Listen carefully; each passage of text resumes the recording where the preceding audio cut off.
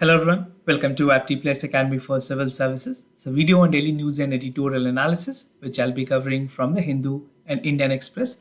The important news and editorial that will be relevant for the preparation of civil services examination will be discussed in this session. Let's get started with the news topic list.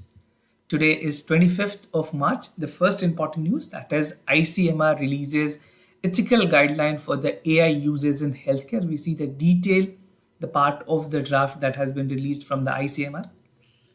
Second, Center formed panel to relook at the pension system. There have been a lot of demand regarding the old pension scheme. Third, that is India signed pact with Cambodia on tiger translocation.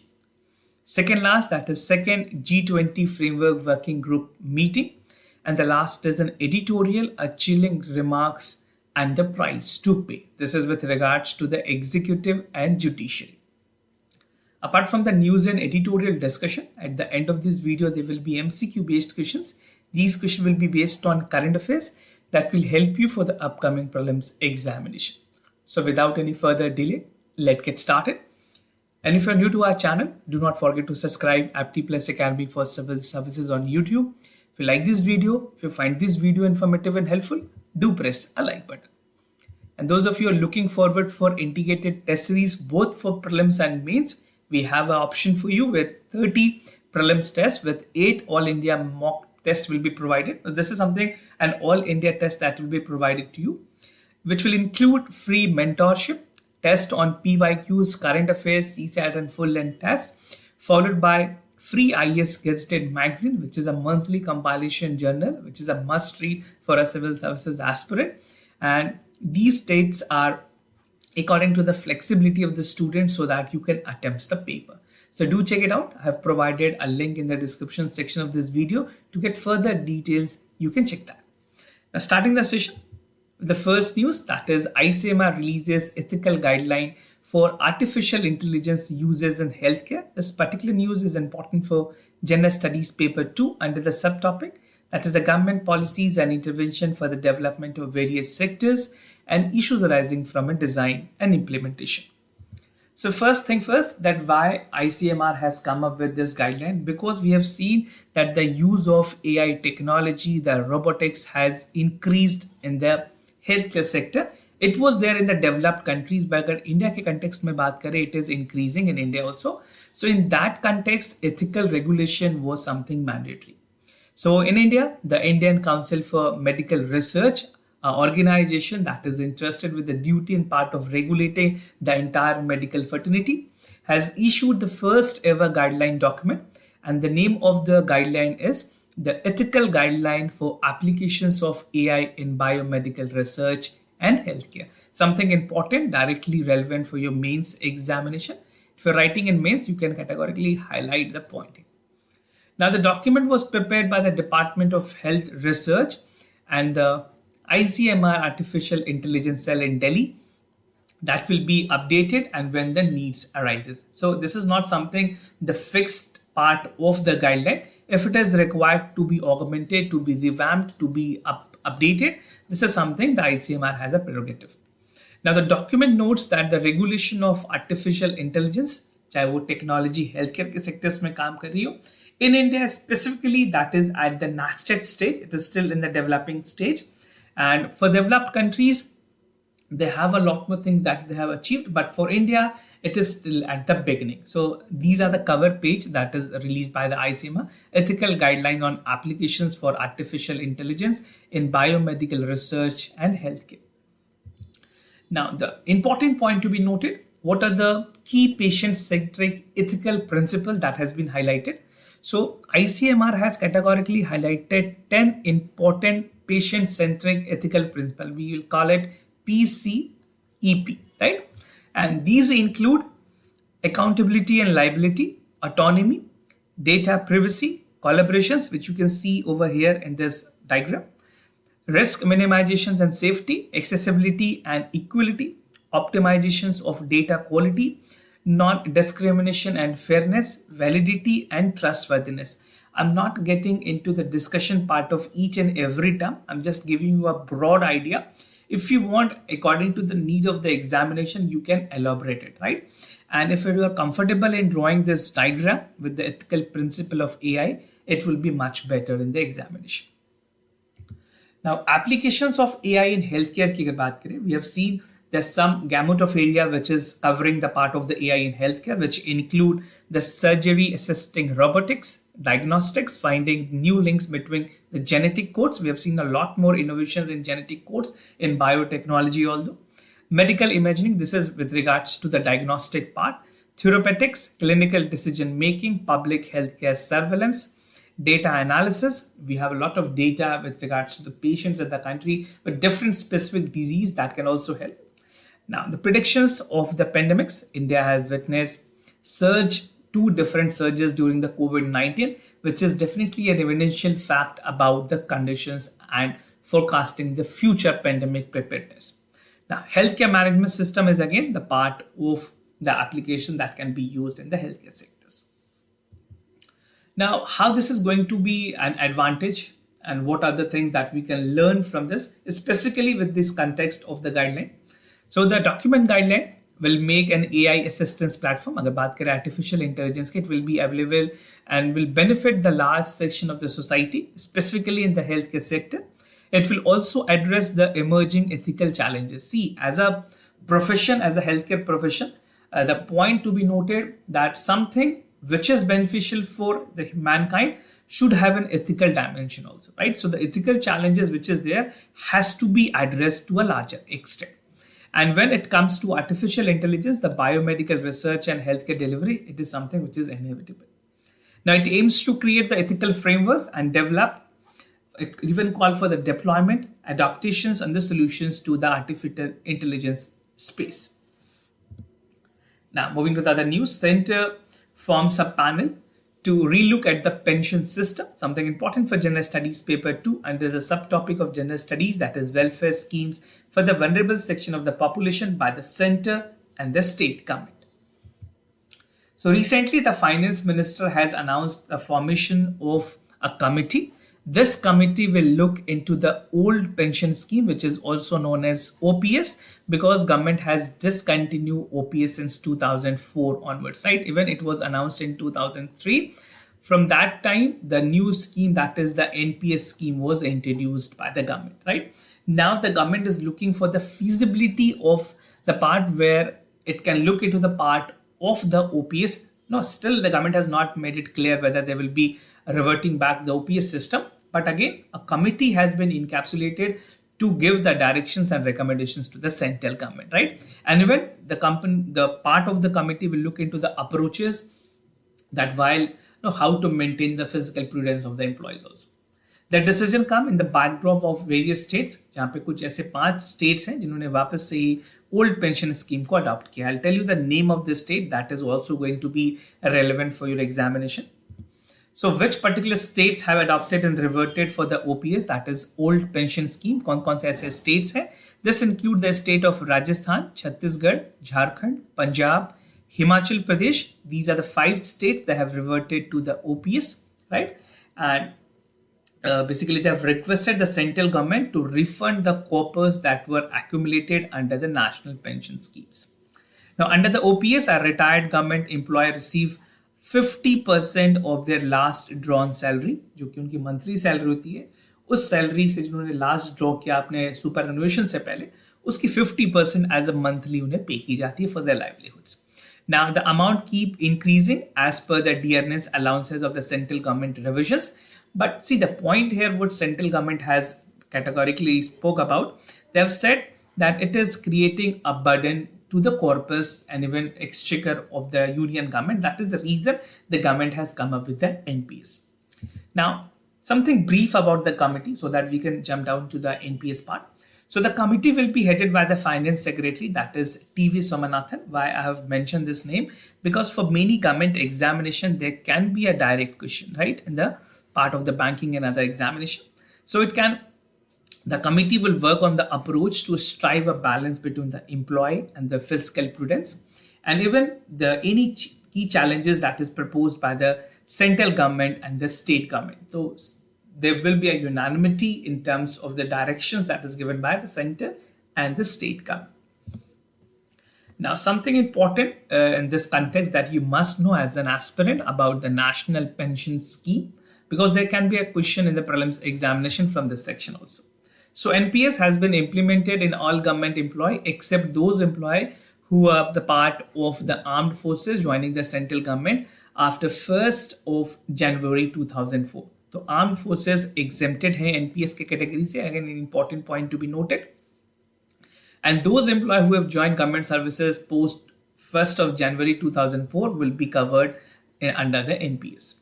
Now, most of the state government have notified NPS for their new employees, but some states have not opted for NPS. These include Tamil Nadu and West Bengal, right? They have not notified the part of NPS. They are continuing with the previous one. And NPS has made available to Indian citizens from 1st of May 2009 on voluntary basis. So each and every individual who is not even the part of the government's fraternity can also join the NPS. Now, India signed pact with Cambodia on tiger translocation, something important for General Studies paper 3, that is conservation, environmental pollutions, degradations, and EIA. So recently, India and part of the Cambodia have signed an MOU, the Memorandum of Understanding, to support the tiger reintroductions in Cambodia. Now, how this will function, we'll see the detail about this. So the country has lost a tiger due to poaching and habitat loss and other issues. I'm specifically talking about the part of Cambodia. And India is considering sending tigers to Cambodia in part of reintroducing of the big cats in the forest. Now, India has recently signed the pact with Cambodia, and this will be the world's first translocation tiger reintroduction program in 2022. Now, what is the ground reality? If you see the part of the conservation effort that is made by the Cambodian government, what is the ground reality in this context? So, according to the World Wildlife Fund, that is WWF, उनके conservative ने बताया है that they have declared Cambodia as the tiger as a functionally extinct in 2016, and Cambodia tiger last seen was on the Canberra Strap on the eastern province of the Mondukuliri in 2007. So post 2007, number of the tiger has been declining drastically.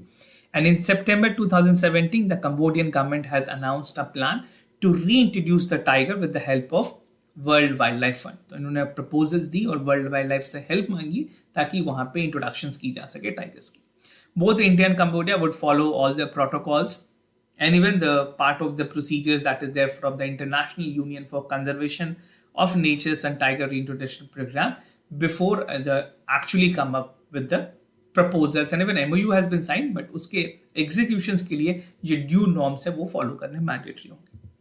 So tiger reserve in India की अगर बात करें, you can see the graph here, but before I come to the graph, India has 53 tiger reserve covering 75,000 kilometers, approximately 2.4% of the country's geographical area. With the population of tiger is close to 3,000. This is the latest data. Here it is mentioned 2226, which has been increased to 3,000 tigers. And it's home to 70% of the global tiger population, with 6% increase per annum. Something very important for your prelims examination. Even UPSC directly asked this graph in the exam. You have seen the trend that they are directly asking the data. So make sure you remember, this is important for you. Now, the countries with tiger population include India, Bangladesh, Bhutan, Cambodia, Indonesia, Laos, Malaysia, Myanmar, Nepal, Russia, Thailand, and Vietnam. So these are the number of the count. India among the top, followed by Russia, Indonesia, Malaysia, Nepal, Thailand, then Bangladesh, Bhutan, China, Vietnam, Laos, Cambodia, number 0. The total is 3890. So this is not the current data. This is for 18 or 17. And the current one for India is 3,000 tigers. Now, 50 years of Tiger project that India is celebrating. The project Tiger began in 1973 at the Corbett National Park, which complete 50 years on 1st of April, which will be completing in the coming month. The tiger spotted on the camera strip as in Cambodia was in 2007.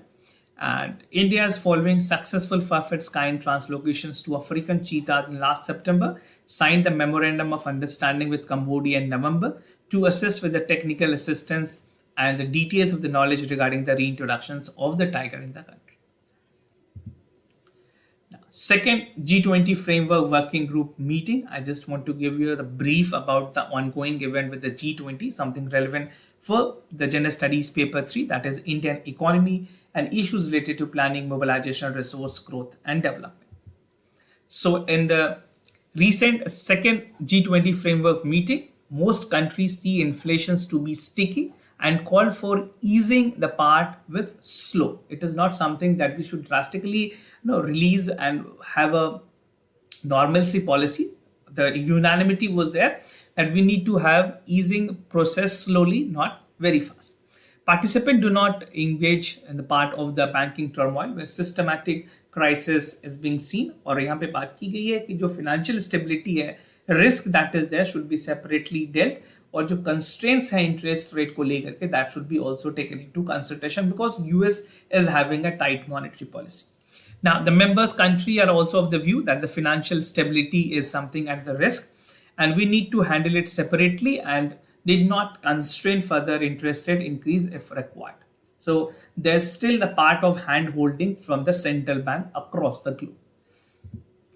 Now, current banking situations की अगर बात करें, as per the banking turmoil, the West in the world, India Chief Economic Advisor has said that the prevailing sentiment has expressed by the members. जो G20 के meeting हुई है उसमें सारे members ने ये express किया है that there's need to have a systematic crisis and the policy makers would have under the control and respond to the development as warranted. So as per the situation, the ease out of the policies will be there. Even for India, we have Monetary Policy Committee, which is under the Reserve Bank of India. So they regulate the part of the country monetary policy in the country. तो central banks में खास करके situations की अगर बात करें, ये unanimously decide की गई है that the members of each and every country for G20 set take into consideration and control on the part of the physical policies and measures. Now, moving to the editorial, are chilling remarks and the price to pay. Something important for General Studies Paper 2, that is the structure and organization of functions of executive and judiciary. What we'll be discussing under this editorial about the theme, that is tussle between the judiciary and executive, a right to free speech, indispensable freedoms, and even the looking ahead.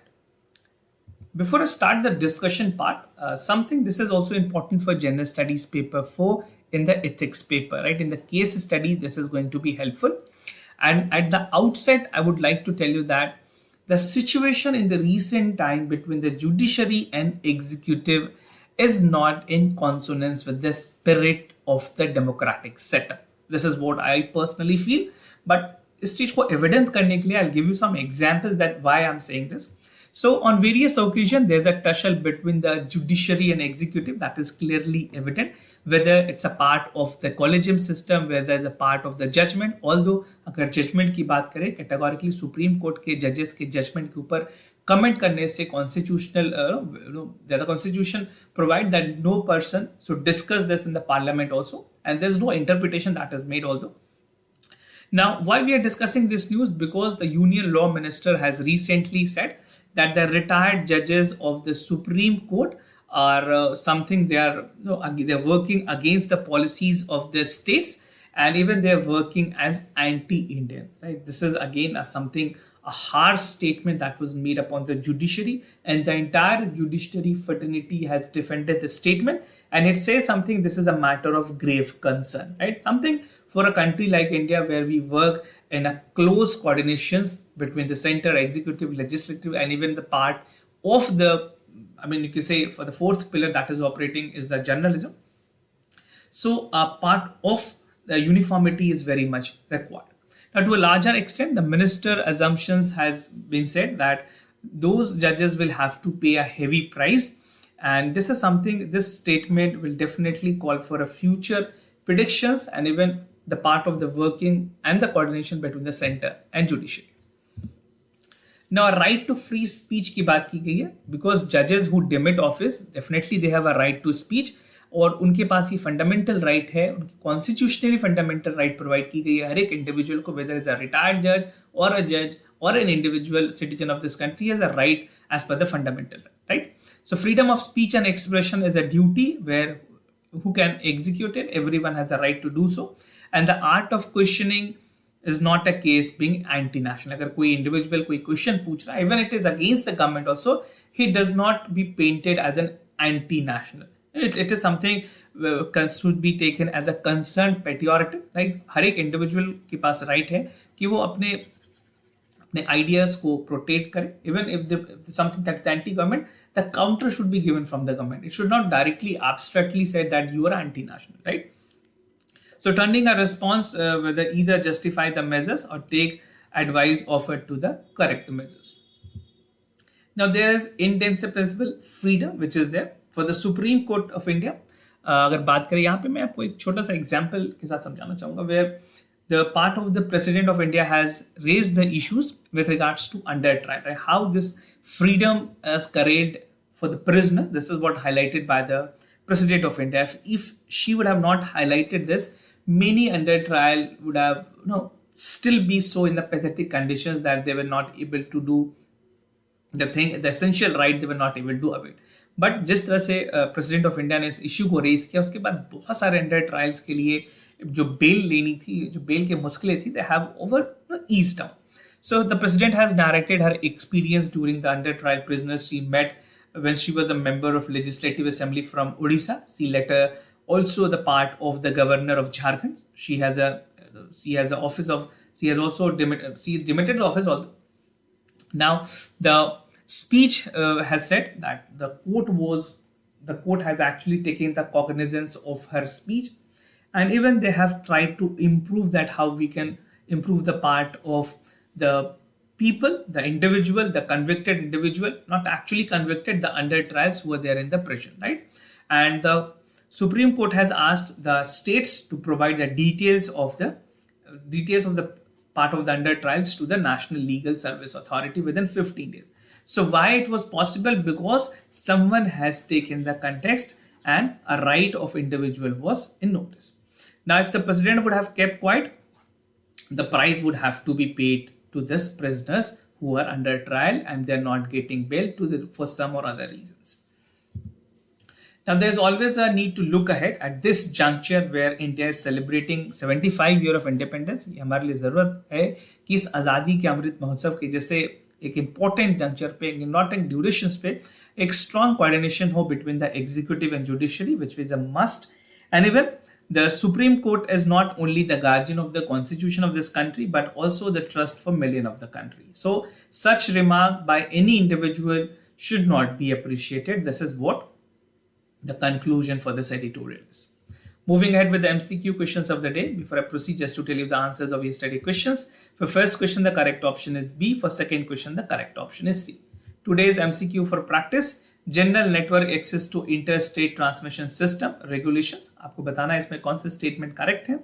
They are supposed to re-establish the existing interstate connectivity and open access framework. They seeks to do away with the predetermined point-to-point transmission access. Now the second is Eklavya Model Residential School. They are established by the Union Minister for Education. They started in 1997-1998 to provide quality education to the scheduled tribe. So this was all about for the daily news and editorial analysis followed by the MCQ questions. If you have any other concern, you can reach out to us. We'll be more than happy to assist you. For time being, I'm signing off.